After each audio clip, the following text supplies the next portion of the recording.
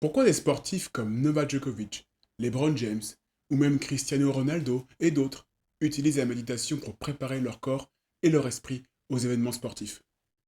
Je vous explique tout ça dans un instant.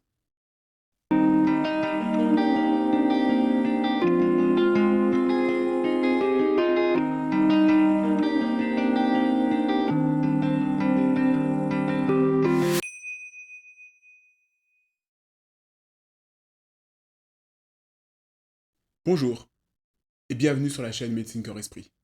Aujourd'hui, on parle de la méditation dans le sport de haut niveau. C'est au début des années 2000 qu'une approche méditative qu'on appelle la MAC, la Mindfulness Acceptance Commitment, a été introduite dans le sport de haut niveau. Vous savez, la mindfulness, c'est cette attitude d'ouverture, d'acceptation, de non-jugement sur les sensations ressenties dans l'instant. Je vous invite à regarder la vidéo faite précédemment sur cette chaîne à ce sujet. Cette attitude particulière est venue prendre le contre-pied de ce qui était utilisé dans le sport de haut niveau depuis environ une quarantaine d'années. Effectivement, depuis les années 70, était développée pour les sportifs de haut niveau une approche psychologique, la Psychological Skills Training, qui cherchait à développer un idéal de performance avec du contrôle, le contrôle des émotions et même le contrôle des pensées. La Mindfulness Acceptance Commitment est venue, presque je dirais, se placer à l'opposé de tout cela, car la mindfulness est d'abord l'acceptation. Ce programme de pleine conscience a été introduit de manière empirique dans le sport pour répondre aussi à des attentes.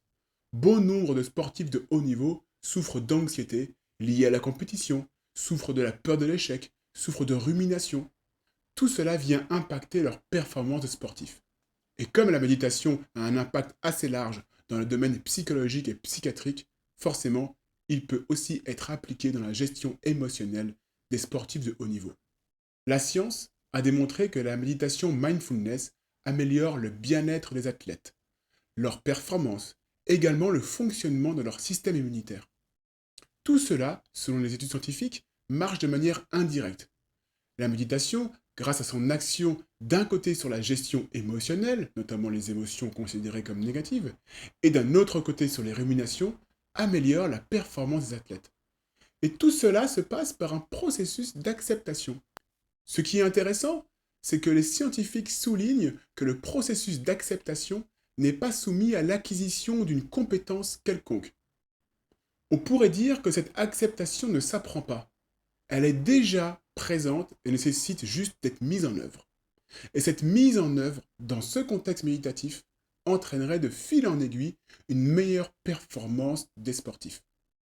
Une étude réalisée en 2019 a même réussi à faire le lien entre la pratique de la méditation mindfulness et la prévention des blessures, notamment dans une équipe de footballeurs semi-professionnels. Voilà pour aujourd'hui. J'espère que ça vous a plu. Vous pouvez laisser un commentaire si vous le souhaitez et pourquoi pas votre expérience de sportif méditant. Je vous souhaite une bonne journée et je vous dis à la semaine prochaine.